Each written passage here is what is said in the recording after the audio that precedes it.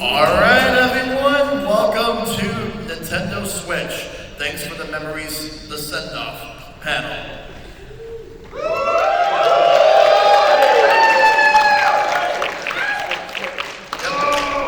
We are going to be talking about 8 years of the Nintendo Switch. We have so many different things to talk about, but first, before we get started, just who are we?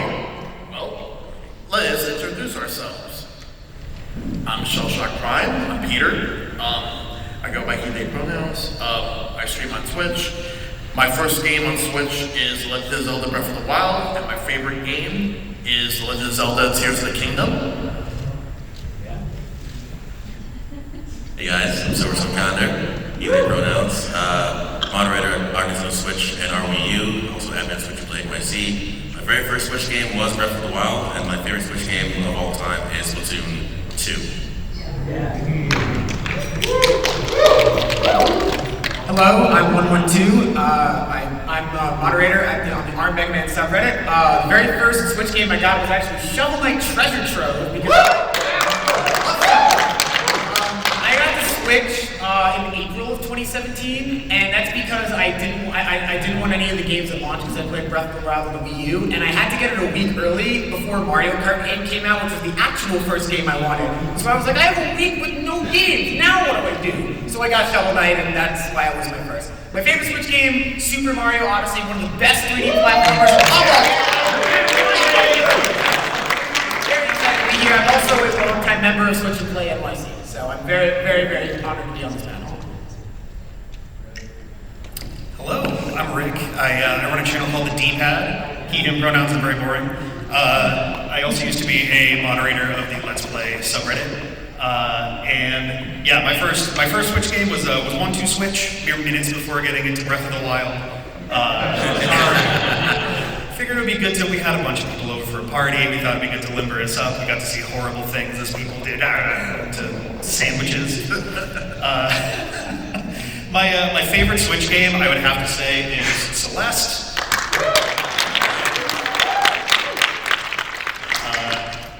What did I say for that? Did I say Odyssey? I did say Odyssey. It's hard. It's like choosing your favorite child.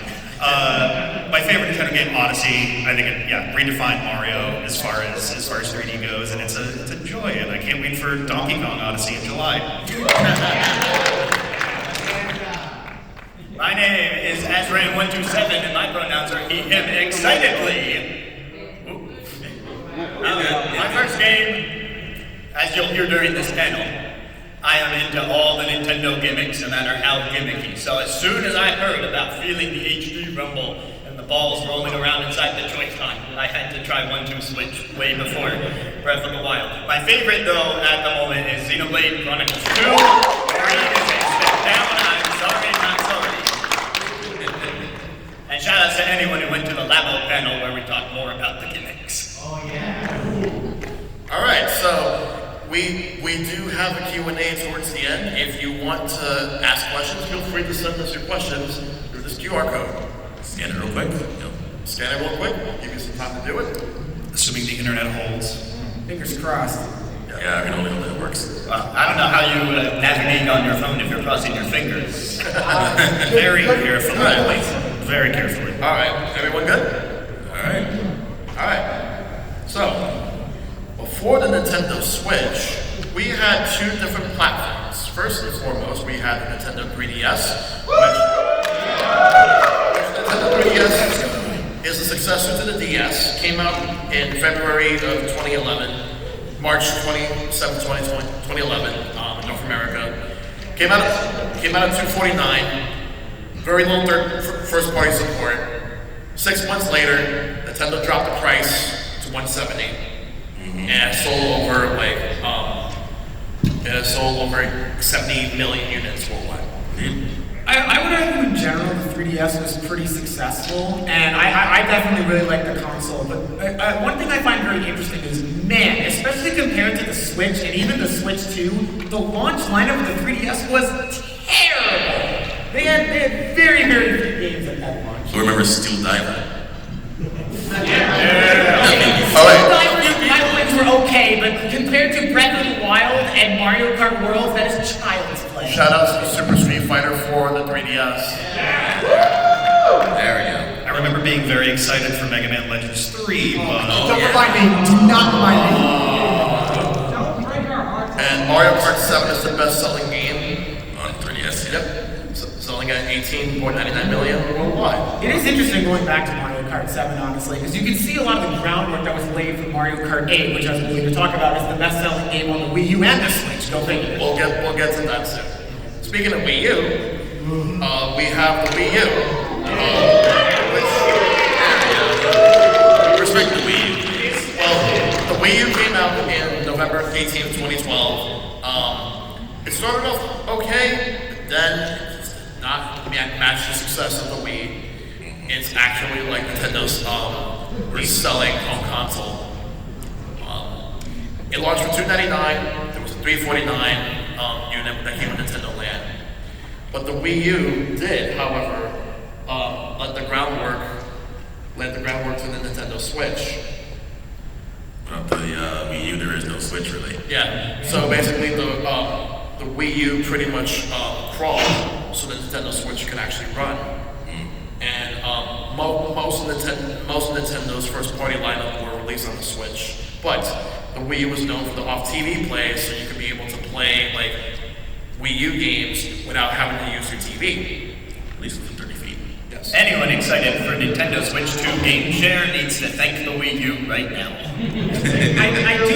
I do think the Wii U in general laid the groundwork for a lot of the Switch. And like, yes, I get it. The third-party support for this thing was absolute garbage. But in general, like a lot of the first-party games are games I think that people look fondly on, like Xenoblade Chronicles X, Super Mario Maker, Mario Kart 8 is one of my favorite games ever. And I do think that the Wii U deserves appreciation for trying to be ahead of its time, even if it didn't quite hit the mark like the Nintendo Switch would later do. Also, I'd throw in real quick that this is kind of where Nintendo really turned towards the indie developers out there, the Nindies, back then. This is when Nintendo really reached out to them, and we had like some generational games like Runbow, for example. Like, this is where the things start to turn towards, good favor for the eShop. Yeah. Big shout out to, is anyone here an Affordable Space Adventures enjoyer in the audience? Oh, is there one in the back? Yes. There you go. The real one. Pour one out for Affordable Space Adventures, still trapped on the Wii U, deserves support. And the best-selling game is Mario Kart 8 at 4.86 million worldwide. Mario Kart's a beast in terms of sales, man. Yeah, on 2 platforms. And then there was the Nintendo Switch. So the Nintendo Switch, this console is one of the biggest consoles Nintendo has ever released. We have about 8 years plus of the Nintendo Switch. So it is a portable console hybrid. It launched on March 3rd, 2017 at $299.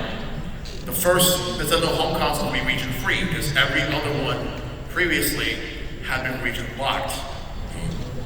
And the thing about this is that with the Nintendo Switch, that I remember when people talked about how they wanted the Wii U to be region free, and they couldn't do that. But they kept up with their promise to make it region free with the Switch. Right, region free gaming was kind of really picking up steam at that point, and it was basically a major turning point to allow for all regions to be playable in a single system. Yes. And I mean, we'll talk about this throughout this panel, but I really want to underscore just how revolutionary it was to be able to take a home console on the go, because for so long, home console gaming was seen as sort of this separate pillar, and that's the word Nintendo used anyways, to handheld gaming. No one really thought of combining them in that regard, at least in the way the Switch has. I think there were a few experiments, but the Switch was really the first one to do this, and I really do not think gaming is ever going to be the same again after this. It's really hard to go back to playing on a console that is stuck to the TV, at least for me. And I think that a lot of people feel that way, not even just in this country, but just around the world, especially in places like Japan, where handheld gaming is huge. Yeah. Well, it's also really big as well for a very long time, handheld games were kind of seen as an inferior version of whatever you're playing. If there were ports, say Spider-Man 2 from back when that was everywhere. You have your PS2 version or whatever, and it's awesome and it's great, and then you have your Game Boy Advance version, which is one of the worst licensed games ever made. And it's like, okay, so now the Switch gives us a chance to get those really great console experiences on the go, which really we were not able to do before. Like the Sega Nomad kind of let you do that, but otherwise, PSP and the Vita, a little bit, kind of, sort of. 3DS, also kind of, sort of, but there were always limitations until the Switch. We all love Nintendo for doing their own thing, and the Switch certainly has its own set of abilities that others did not, like the IR camera and the mode and the HD Rumble, independent motion, no wire connecting them now. But it was also the start of Nintendo becoming a little more standardized with the rest of the game hardware industry. How many people cheered for USB-C charging on the Switch tablet? Now some proprietary power brick, and now the Switch 2, we're seeing that trend continue, and now they're catching up. They're doing 4K, they're doing 120 FPS.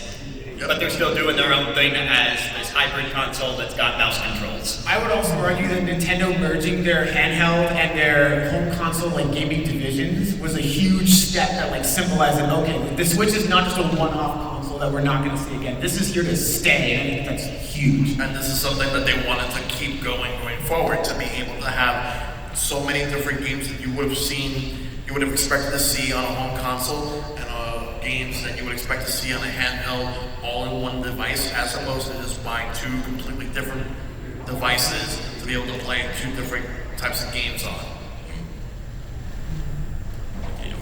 Alright, so let's go to the next slide. So Nintendo has taken their active franchises to the next level with games like Breath of the Wild, Super Mario Odyssey, and Kirby and Forgotten Land, just to name a few. But the thing about that is that because people have talked about how they wanted each of these video game series to grow, and after seeing games that they felt were safe sequels for years, they decided to take risks and try completely new things, and it completely paid off for them in the long run, because these games have been their respective best-selling games. Not only that, they've also achieved mass critical acclaim. Rick and I both mentioned this, but Super Mario Odyssey in general is probably one of the most important Mario games ever, in my opinion, and especially for a franchise as huge as Mario. Just the openness of Super Mario Odyssey and the depth of the tech that was available, not just in terms of the worlds are huge, but there's so many movement options. It just feels fun to move around, and I feel when a platforming game achieves something like that, we're not even just going to get the collectibles, the moves in this case, is fun, but moving around, exploring, in and of itself, when that's fun, you really nailed on something special. And the capture mechanic, genuinely one of the most genius gameplay ideas ever. I love that, and I hope it's in future 3D Mario games. So genius that Kirby and the Forgotten Land on this same slide basically copied it verbatim with mouthful mode. I think it's also important, just to not skip past Zelda on here as well. It's easy to forget that the last home console Zelda game before Breath of the Wild, that's such a landmark title, was Skyward Sword, a game that famously was really restrictive on what you could do, famously had stuff cut at the last second, the entire Sky World was slashed to ribbons, a unified land realm was planned, and they didn't do any of that. So being able to take the polar opposite of that and make this vast, sprawling, enormous world that dwarfs everything you could put every other Zelda game mapped together, and it wouldn't even be a fraction of Breath of the Wild. It's just this massive undertaking. And it really helped kind of kick off open world gaming as a popular genre between that and the Horizon series, which the first entry launched on the same day.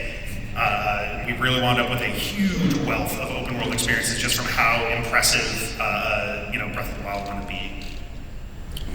I definitely think all three of these games, and also there's a few other games that were not listed on here that we were actually talking about earlier. Super Mario Bros. Wonder is a fantastic example of this, where people were tired of New Super Mario Bros. After 12 years. I really was actually not one of those people, but I actually like New Super Mario Bros. U, but I understand that after so many years of New Super Mario Bros., it was time for something different, and Super Mario Bros. Wonder really nailed that idea of just wonder, of every single level being something completely different. I've told the story before to other people, but literally every time I entered a level in that game, I had a giant grin on my face, and in my head I was thinking, okay, Nintendo, what's next? What crazy thing do you have right now? And I literally screamed when I saw the freaking metal cat from Super Mario 64 in the game. So, sorry that I spoiled anyone who hasn't played it yet, but yeah, Mario Wonder is another example that's not on the slide of like a Nintendo franchise that really, or like a Nintendo genre that was really elevated from the Switch. I'd also say too with Wonder, a lot of people would also assume with 2D Mario that with Mario Maker being a thing, it's like, well, you guys can just make them now, so why even make a new 2D Mario? And Nintendo had to basically redefine the 2D Mario like landscape for people to show them like, hey, we still got the juice. Yeah. So the fact that they were able to take all these games and take them to a completely different level, all within the same generation, very astounding to me that they did this. And I'm grateful. Speaking of the Legend of Zelda Breath of the Wild and how and the open worldness that the game has, because it goes into the next slide, which is Breath of the Wild has evolved open world games. It absolutely had, because after having open world games going into completely new heights with games like Skyrim, we would eventually move on to Legend of Zelda Breath of the Wild, which, as you mentioned earlier, it would come out a couple of days after Horizon Zero Dawn did, and then we would start seeing more games take inspiration from Breath of the Wild. Even the sequel, Horizon Forbidden West, took some inspiration from Breath of the Wild, because with that game, the first one, it took conventions from other open world games from before. But now, just to have Breath of the Wild being a game that influences so many different games afterwards, it's pretty wild to me. No pun intended. I also find it very interesting that Breath of the Wild was really the first Zelda game that sort of took after Zelda 1 in the respect that it was so much more open and you could sort of go in any order you want and do the levels in any order you want. For the most part, there's still some restrictions, but I just find it so interesting that it took that long for Nintendo to try and revisit that idea again. And not only that, they were very deliberate when they were sort of unveiling the game for the first time by saying, oh, we are going back to Zelda's roots. We are doing the Zelda 1 thing again, where it is more open, it is not linear, you can do any of the dungeons in any order with some caveats, of course. You could go to right to the final boss if you want to. Would I recommend that? No, because I tried that and I got my butt kicked immediately, but you can if you want to. I just find that so fascinating. And I will admit, as a huge hardcore Mario fan, I was a little salty that Mario Odyssey didn't win Game of the Year in 2017. But considering how impactful Breath of the Wild was for open world games, I get it. It's understandable, honestly.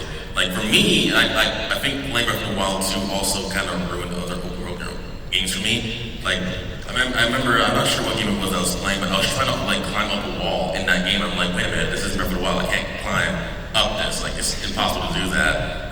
For a time, it felt like games open world games at that time were kind of a step behind. Because there is a pre-Breath of the Wild and post-Breath of the Wild kind of era in games where you can tell that they really learned a lot of the systems from the engines the team made. And I want to also throw out there that really how do I put this? It's so hard to have to be this how much you can do in the game. It really makes you feel just you go anywhere. They really took oh, you see that mountain way over there? You can go there. Mind blowing. Yep. I thought it was very interesting as well that the arc of open world games popularity really kind of seemed to start and end with Zelda in a lot of ways. Breath of the Wild, you saw an immediate rush of games that started doing open world stuff. Some, in fact, using mechanics that seemed a little bit overly close to how Breath of the Wild was doing. And I want to say it was a Genshin Impact that had sailcloth style stuff, and people were like, hey, that looks familiar. But when Tears of the Kingdom came out, we're kind of at the tail end of that. People were kind of becoming a lot more vocal about hey, open world games, we have too many of them, and we can't play them all, so please stop doing open world games all the time. Tears of the Kingdom wound up selling fantastically well as well. I think it was a little bit under Breath of the Wild, which makes sense. People were getting a little tired of it, but They really did a very impressive job of taking an already open world and somehow opening it more. The verticality between the sky and the depths was incredible for that, and it really did serve as kind of a nice capstone to open worlds gaming as like one of the most popular kind of mechanical genres, I guess. Yeah. So the next thing is that the Switch was also a haven for revivals and dormant franchises. We got Metroid Dread. We got Emio the Smiling Man, third Famicom Detective Club game. And we got F-Zero 99. But those aren't just the only 3 different examples. There have been some other ones from Nintendo themselves. Like remember Trace Memory for the DS? Number code, baby. Yep, so we ended up getting that, as well as the Wii sequel that never made it to the United States, which was another code R. We would get them both together remade into another code Recollection.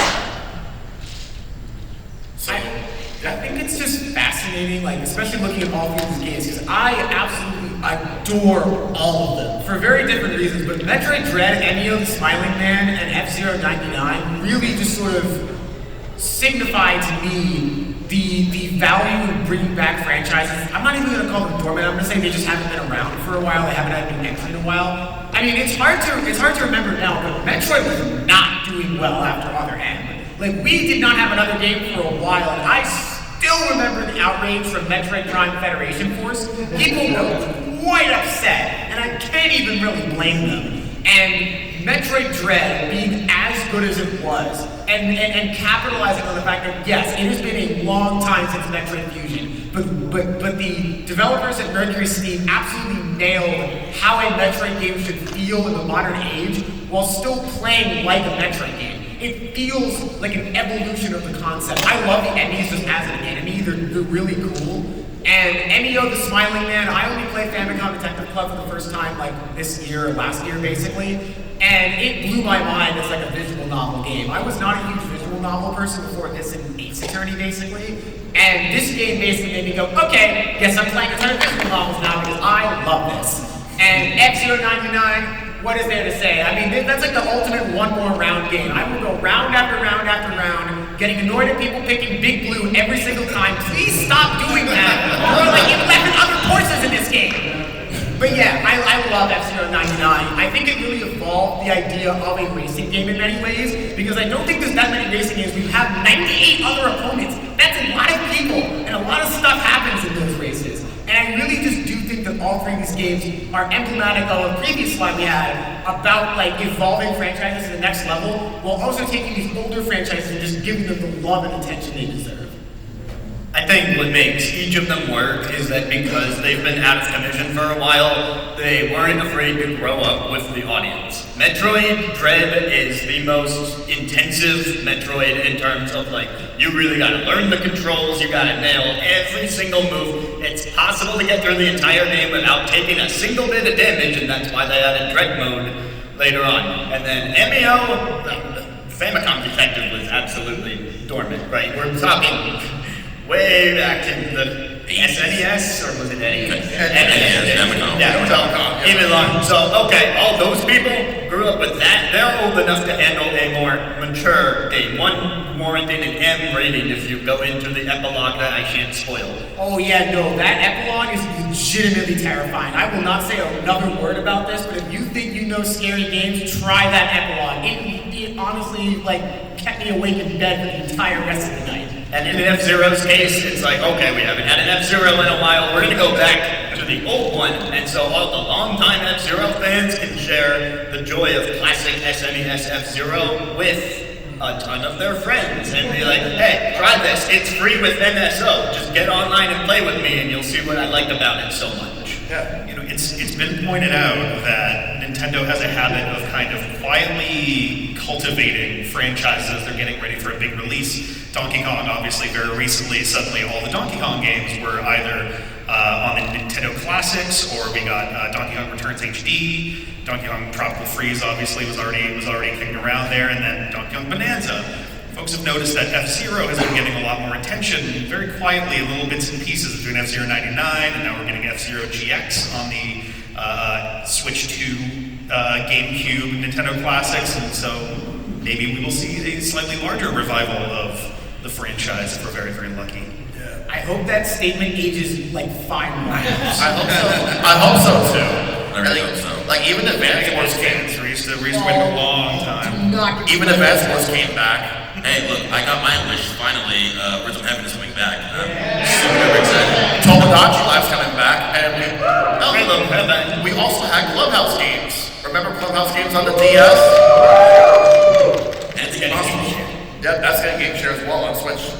But it's not just limited to first-party Nintendo games, you see, because third parties have also received revivals. Like we got Mega Man 11, Sonic Mania, and even Prince of Persia, The Lost Crown.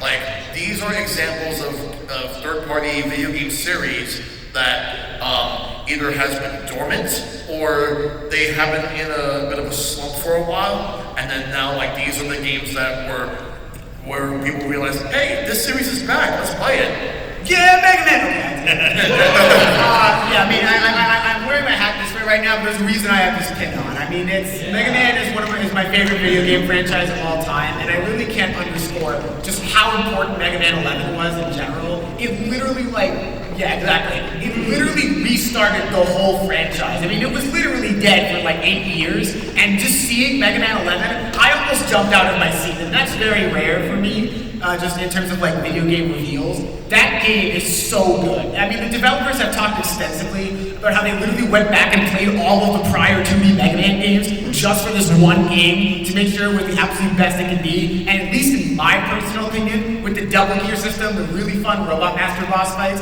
and the fact that there's even an achievement for beating the game in under an hour, something that Akira Kitamura, the creator of Mega Man, said was fundamental to the franchise. The fact that that was in the game made me so unbelievably happy. Not even to mention like Sonic Mania, the last 2D Sonic game, we were talking about this beforehand, was like Sonic 4 Episode 2. It had been so long since a 2D Sonic game, and to see it again was just so satisfying. It didn't leave.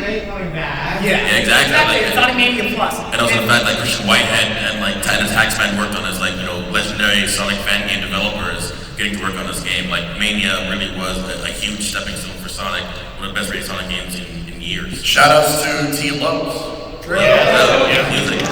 If you watch the big reveal that they did, I think it was at like South by Southwest. Sega really loves South by Southwest for like Sonic stuff. But I don't know the last time I've seen a larger response to like something in the middle of a trailer quite so much as Headcanon. The logo for Headcanon shows up and the whole crowd just starts like bubbling over immediately, and then you just see the 2D Sonic and everyone just lost their absolute minds. It's incredible. I haven't played Prince of Persia: The Lost Crown yet, mostly because I haven't played Prince of Persia yet, but I've heard it's like one of the best Metroidvanias in a long time. It is a good game. It is a very good game. I mean, I can speak on that one. It flowed pretty smoothly. There's a certain weight to Sargon, and that right there was a risk, right? They took a new character in this game to set it apart, but it also had its fair share of innovations for the Metroidvania. I've seen a couple games on the show floor today that have borrowed from the memory shard mechanic in this game, where now you can take a screenshot of this area because the map is huge and you're not going to remember where that thing you saw was hours later. I also want to emphasize that we're not even done with this sort of third-party revival thing. This is still going actively right now as we are doing this panel. The fact that Ninja Gaiden of all things is getting a new game in 2025 blew my mind. I cannot wait for both Ninja Gaiden Ragebound and Ninja Gaiden 4, even though I don't think the latter's going to be on Switch. Not to mention the new Shinobi coming out as part of Sega's initiative. It's coming out on Switch as well. But also like Capcom also decided to bring back Ghosts and Goblins for Ghosts and Goblins Resurrection, which was a Switch timed exclusive for a few months, but it's a really good game and a very good revival for Ghosts and Goblins. So to see that back, especially on Switch, astounding. NPC.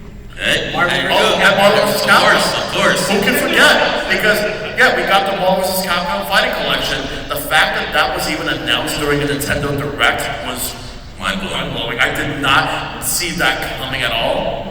But that actually segues very well into our next slide. exactly, because like there's like different video game series that you could play on the Switch. Like you could either some series are you can play all of the games, or you play most of the games that are available. Like 2D Metroid, you can play everything from the original Metroid all the way up to Dread. Bayonetta, you have the whole series. Ace Attorney, you have pretty much most of the series. The only thing we're missing is crossover. Yeah, everything except versus Layton, but that meant getting new localizations for games that we had just been waiting on. The Investigations 2 localization, the Great Ace Attorney localizations.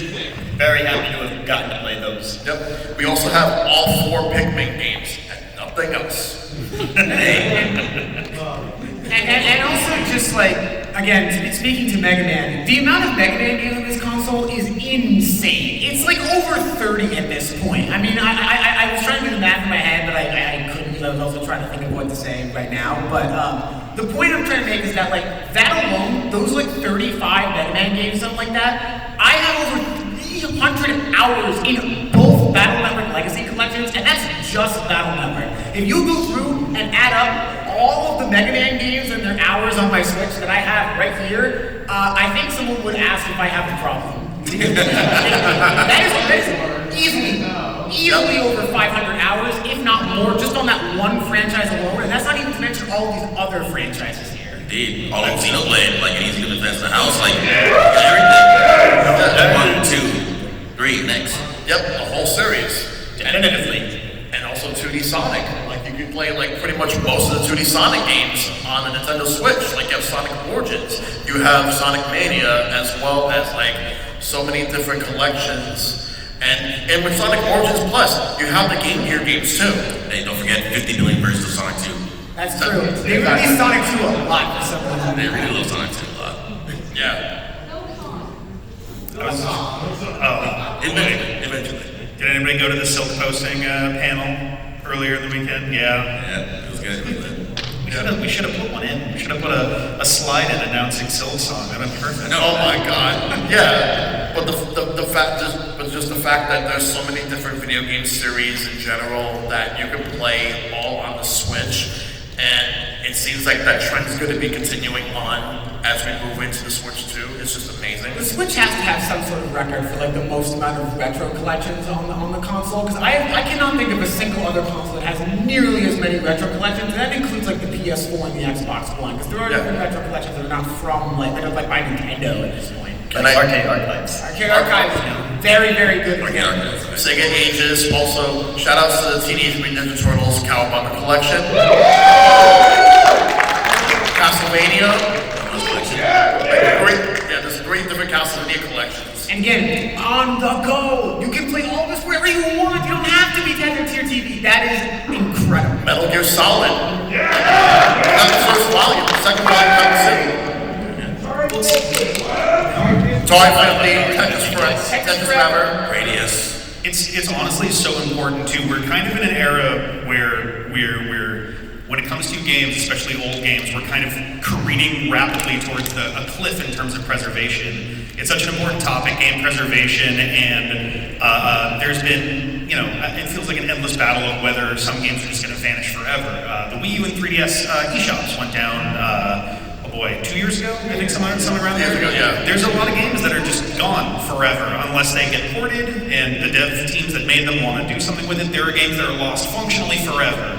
And so having all these franchises getting retro collections, really faithful ports too, that's been kind of, it's important to put that out there too, that these are really, really good ports in nearly all cases. So being able to keep that history around is so important in a time where, if anybody had a PS4 with PT on it, watching that just disappear into thin air, or same thing with Concord, for better or for worse. Right. Being deleted off of people's PlayStations, like this stuff, is very fragile in a lot of ways. So having them support this, in this way over time, I think is an incredibly important thing for these franchises. And ones where the physical games themselves may not even work anymore. Those batteries do have a shelf life. People who have Pokemon Red, Blue, and Yellow, you may not have a functioning cartridge anymore if you don't replace the battery. So having this stuff is, I think, really, really important. Exactly. Which leads us to the next thing. So, with the Nintendo Switch, you have like different education initiatives like the Nintendo Labo and the Game Builder Garage. So, take it away. Yeah, this is my thing. Anyone else buy all the Labo kits? Yeah, okay, they're mine. So, Nintendo Labo was a wild experiment, to say the least.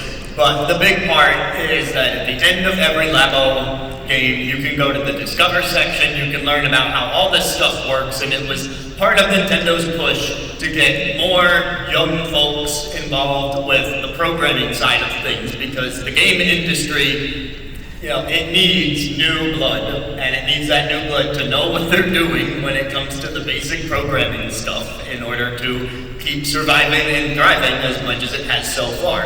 Yeah. And Nintendo Labo was a great way to teach that and encourage people to build their own peripherals. They tried to get it into schools, and I wish that I was at my current job when they were doing that, because my current job would have been all over getting these into the classroom and working with the kids to teach this stuff. Unfortunately, they've killed it off since then, and my whole job was not going to do that. Game Builder Garage is much more direct, though. It just takes the programming aspects of Labo, turns it into its own game, and it attempts to teach you through a system called checkpoints, which, to steal a line from one of my own videos, it is not a place where you respawn if you die of boredom during the lecture, but instead, it is the opportunity to go into the broken code of a game and make a quick fix and learn why it was broken in the first place. If you look at the Nintendo Switch Welcome Tour trailer and you look at like the text boxes for how they're showing off how the Switch 2 works, that Labo DNA is still very much in there. It's basically the same thing. So while this product line might have died off, their initiative to get more people into the industry is still strong and hard. Strong and hard. Yep. I'm very pleased about that, especially, and I would also argue that games like Super Mario Maker really influenced, especially like Game Builder Garage, trying to teach people how to make. I mean, in Mario Maker's case, it was a level. In Game Builder Garage's case, it's literally an entire game. But I do think that sort of do-it-yourself and figure it all out on your own is such an important idea for like learning how to make video games. Admittedly, I don't have a ton of experience with this, but I do think that both of those games and Nintendo Labo are doing a fantastic job at getting people interested in sort of the code behind the game and sort of how all of this stuff works, and I love that. Yeah. Just the fact that you can be able to learn how to be creative with what you can do on both Labo and Game Builder Garage. It's very incredible just how like Nintendo just decided to educate people. It was like, oh, this is how you do this. We have this provided for you. Do what you want with it. Again, make, play, discover. It is a mantra. That's how it is. Game Builder Garage was only $30 for all you people looking at Switch 2 prices. And also, and also, like these games, speaking of Switch 2, like these games DNA will also be seen in Welcome Tour. Mainly like the UI and everything. So. And quick shout out to Ring Fit for fitness education of a sort. Absolutely, yes. And so, who here has watched a lot of Nintendo Directs? That is almost everyone in the room, if not enough. Well, here's the thing. While Nintendo Directs may have started during the tail end of the Wii era and the beginning of the 3DS era, during the Nintendo Switch, the Nintendo Directs had a huge impact during the Nintendo Switch era. As you can see, like so many different reactions, people reacted to so many different announcements.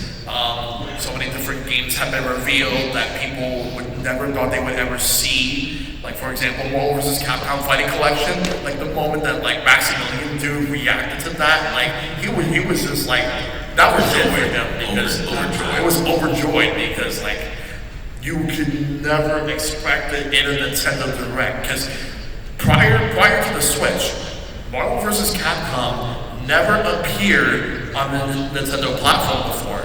The Switch is the first time that you can see Marvel vs. Capcom games on this platform. I would also argue that the Nintendo Direct, just as a concept, is probably one of the most genius things Nintendo has ever done, ever, honestly. Yeah. I mean, in many ways, the internet has really grown up around this sort of react culture of, oh, here's a YouTube video about reacting to this or reacting to that. And Nintendo Directs make events, like they're literally events. I mean, if you see the amount of people that watch a Nintendo Direct at one time, the number of views that thing has is mind-boggling. And it really sort of created this sort of nexus point where everyone can react and have a shared hype moment in a way that I don't really think many other things that I can think of really has, honestly. And I would argue Nintendo harnessing that. Yes, it started during the 3DS and Wii U era, but it was the Switch really that took advantage of that hype culture, that react culture on YouTube so effectively. And by the way, shout outs to all three of these channels, Good Vibes Gaming, Maximum Review, and Rest in Peace, Etika. I mean, these are some of the forebearers of like this sort of react and hype culture, and I honestly, after every single Nintendo Direct, I am one of those people who do go and watch other people's reactions, because I love sharing in that hype so much.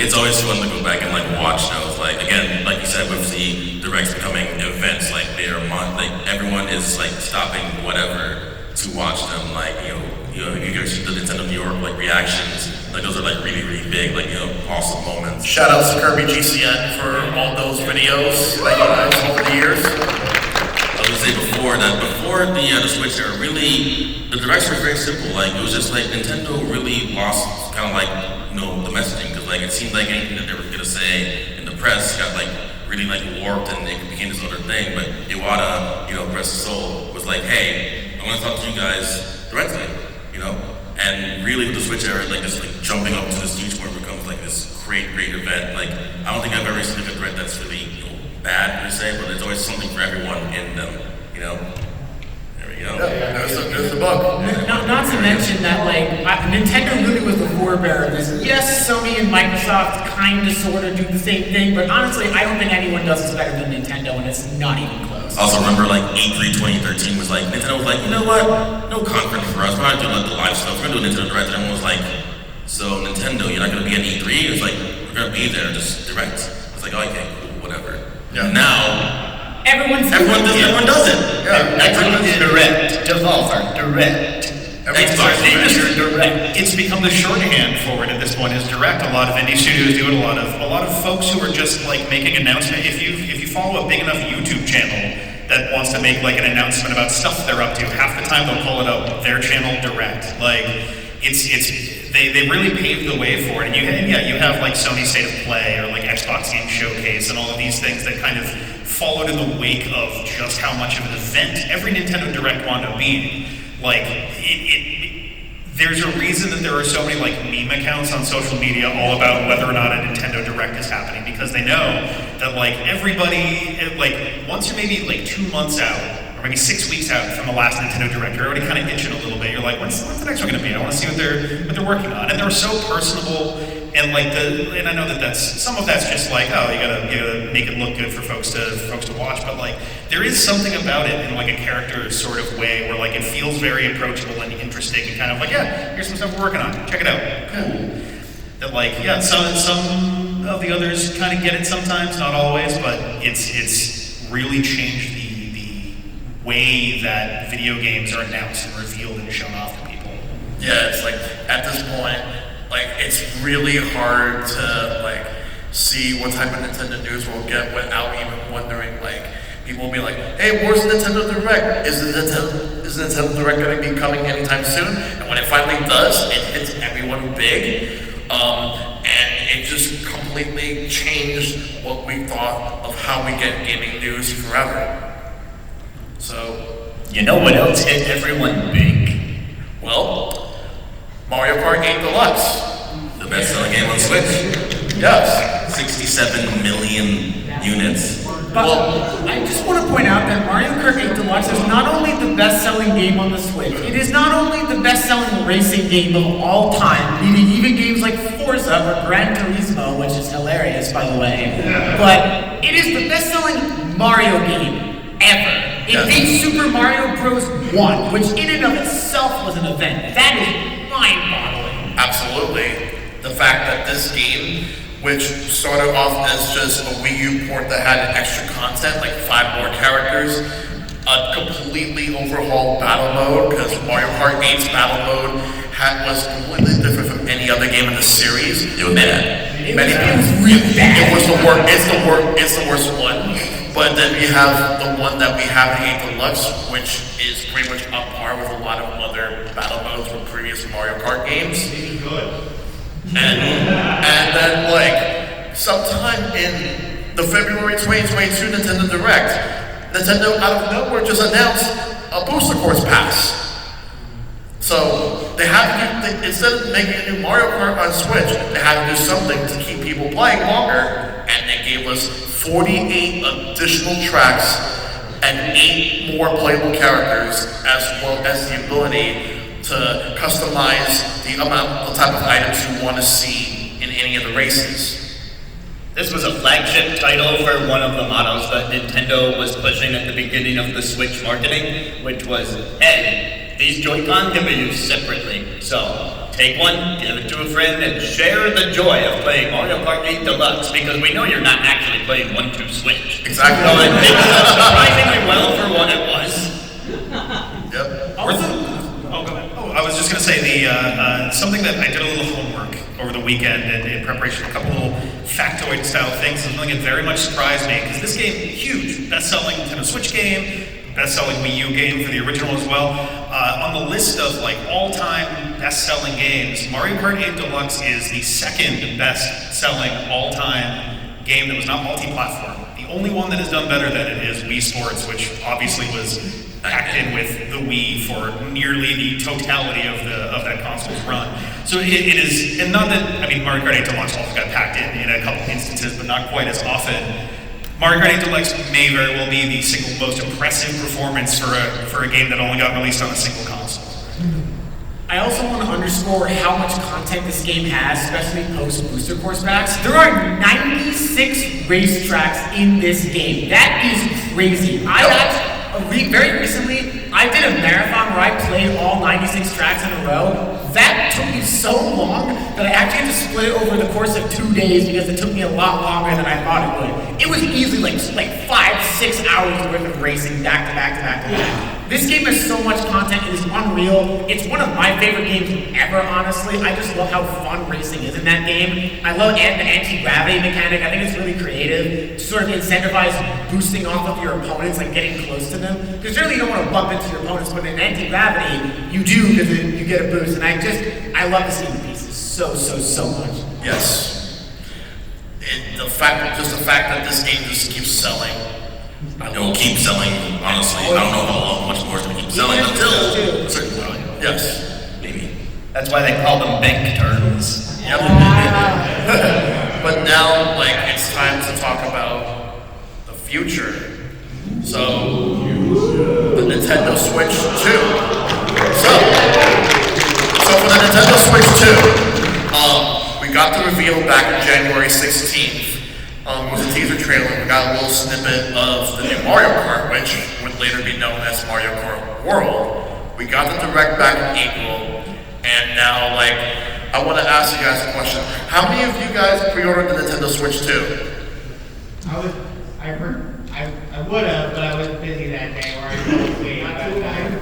The pre-order, the whole pre-order situation for the Switch 2 was awful. Like, the Switch 1 was also not good. It took me forever to get one, and I think I said earlier, it took me like a month, but somehow the Switch 2 was worse. Yeah. I mean, imagine being like up like at midnight with a bunch of people in a Discord call, furiously F5ing Best Buy, Walmart, Target, Best Buy, Walmart, Target. Come on, guys. In a war pit. I'll find one as the summer goes on. Yeah, And we wish you the best of luck for that. I walked into GameStop at 1 p.m. Well, yeah, like, so with the Nintendo Switch 2, like, it's coming soon. We have a very big launch lineup with first and third party games from Nintendo and, like, obviously third parties, but Mario Kart World being like the big game coming out. And you can get that with the bundle for the Switch 2, so it's going to be a wild ride the moment that June 5th comes. I am so looking forward to the future of this, of just Nintendo in general. The Nintendo Switch truly revolutionized games, and I know some people are like, oh, the Nintendo Switch 2 has lost the Nintendo magic, and I completely disagree with that statement. I think the Switch 2 is just further capitalizing on what made the Switch so successful. Because let's keep it real, like, before the Switch 2 was announced, so many people were saying, oh, you know, I wish the Switch 2 had more power. I wish it could play like the modern games that were coming out today. Because the Switch 1 often struggled with this, with some exceptions like Doom and stuff like that. The Switch 2, I actually got to play this thing at the Switch 2 experience. Y'all are not ready for games like Cyberpunk and Mario Kart World. They look absolutely phenomenal. And I am so hyped. Like at this point too, also like with the Switch 2 having more power and people feeling like people like Nintendo lost the magic. You have to realize that at the same time with the Switch being in Switch's inception, it really did kind of make handhelds cool again. Now we have the Steam Deck, the ROG Ally, all these other like PC handhelds really muscling into the space. And now Nintendo's like, we still got this amazing platform. We can just like soup it up a little more and just like add more to it and just really reach like a sort of parity. This is really what it is. Yeah. All right, so everybody, y'all ready for the Q&A? For those who came in a little later, we gave a QR code near the beginning of the panel for people to send in questions, so we have those collected. Yes, on my phone, I promise I was not being rude. I was actually reading the questions that you all sent so I could pick some good ones. Yeah, you have to really like streamline this all the time. So, yes, and it's been hiding behind my Switch the whole time. I have tricked you all. All right. There's some really good ones, by the way. I was very impressed with all of your questions. All right. So I want to go with a question in particular because there was actually one question that was asked more than once, which was, what is your least favorite Switch game? Oh. So I don't remember how many times I saw it, but it was at least twice, if not thrice. So I guess we'll just go down the line.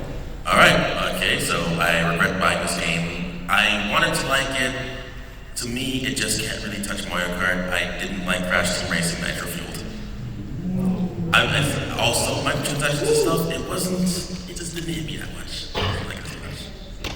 Sorry. You're not gonna believe this, but I've actually, I had a friend that wanted me to play Room in the Night Sky on the Switch. And I played it, he watched me play it, it was so boring, he gave me the money in eShop for him as a refund. So, there's nothing I can say about this game other than the fact that it's so boring, never play it. Don't even bother.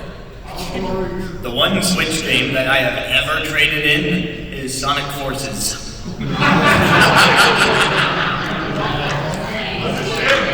I saw that.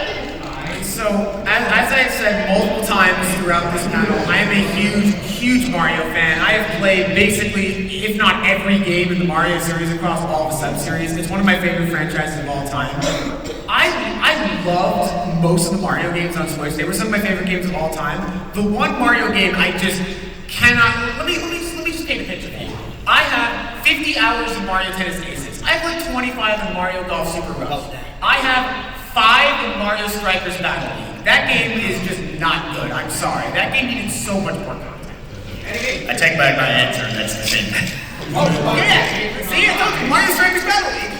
That's it. I have a hard time narrowing down to one. I can give you two. The first one being Donkey Kong Country Returns HD. Oh, really? I wasn't super impressed with it. As someone who routinely goes back to the old classic country games, I hadn't played Returns or Tropical Freeze until this past year. Tropical Freeze was okay. It was pretty good. I don't think it.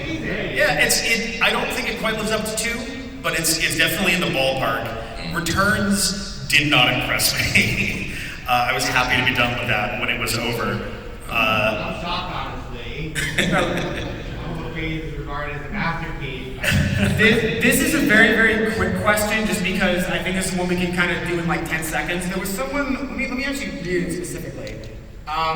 It was, are the Switches on the table since you got, are the Switches on the table the ones you got when you bought them originally? Did you never get an OLED?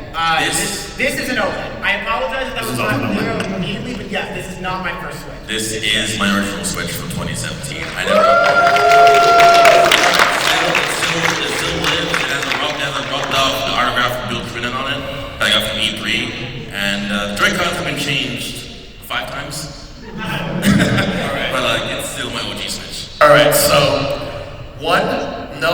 2.0 because my original launch Switch unfortunately had an overheating issue, so I traded it into a GameStop and transferred everything over.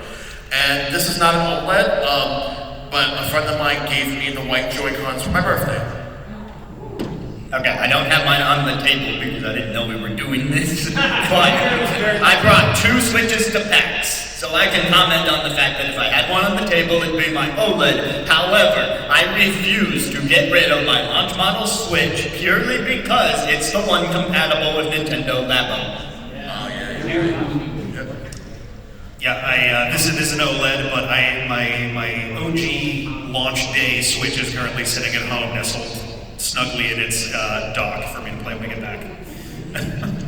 Alright, so this is actually my favorite question that was asked on here. The way I have this Google form set up, I need to find who asked it again, but I just really love this question. So whoever this was, you know who you are, great question. Will you continue to use your Switch after the Switch 2 comes out? Okay, Yeah, second. great question. Very good question. I've personally decided to retire my Switch 1. You know, it's given me a lot of great years. It still is useful, honestly. But personally, I'd rather give it like a nice, good place on the shelf in its dock. Transfer all my stuff to the Switch 2. Like there are some things that are still a little bit wrong with it. It takes time to boot up. All the fan parts right here kind of like busted up over time due to overheating. I don't like the kickstand very much, really. But it's done me so good for so long. I don't mind upgrading to the Switch 2 and giving this king, a good place on the throne. Yep. Honestly, after I get my Switch 2, this Switch is going to go into its Switch case, and it will not be used again. It'll be retired. But I appreciate all the time that I have with this thing. 8 years of memories, but it's time to move on to the Switch 2. Well, I just entered this question because I'm never letting Leno die. So I'm keeping that original, baby. So, my original launch Switch is actually, I gave it to my brother, so I admittedly don't quite have it anymore, because I didn't want to just get rid of it. Because I got the OLED when it came out because it was having some issues, but I wanted my brother to be able to have a console as well. I actually will be keeping my Switch OLED because there's a couple of games that have compatibility issues on the Switch 2. For me, mainly Mega Man Legacy Collection is a huge one, and I want to be able to still play those games if they never actually figure those out, although I think they will. So I will, and also games like WarioWare Move It are going to be a lot harder to play on the Switch 2, so I will be keeping my original Switch, yes. Alright. Yes. I like Ring Fit Adventure. Fair. At least the Joy-Cons for mine. Yeah. Alright, so we have another question. So I think we have time for like 1 or 2 more. So let's do this one. What one for at the end as well? Okay. One of them was, what's an IP you want to return that is not returned yet on the Switch? Star Fox. Yeah, one of my main answers is also Star Fox. Yes. Thank you. Kid Icarus, please come back. Well, a lot of people say Kid Icarus, that was actually my answer, but I'm actually going to go with a different answer, to be honest with you. I would like to see Nintendo go back in time and bring back Earthbound. Because I feel like we could go for remakes of all 3 games. Yeah. And maybe even the Mother 4. I support every answer I've heard, including the audience's. But me, I'm just waiting for Level 5 to finish the Professor Layton game that they say they're making so that can finally come back. I already got my other dream with Rhythm Heaven being confirmed now.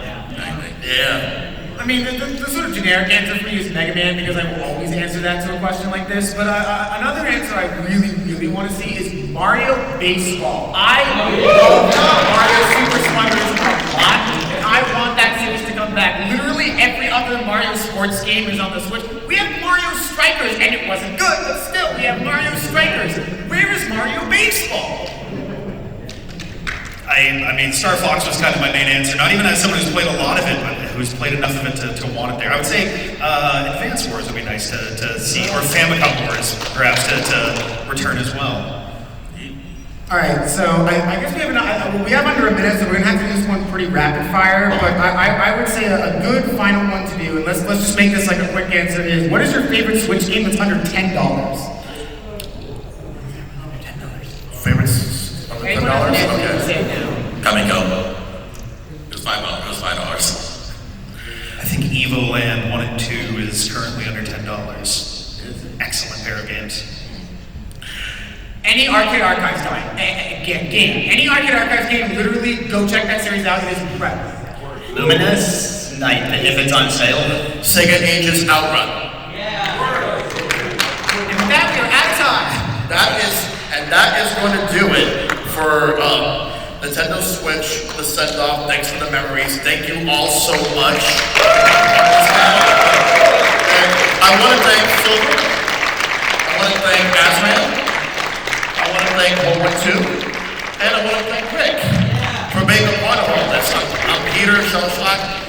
Thank you all for coming through. And I hope you all enjoy the rest of your PAX. And make sure to take care of yourselves. Be awesome. Stay awesome. Tell your lovers you love them. Check up on them as always. And fight for everlasting peace. Long live the Switch!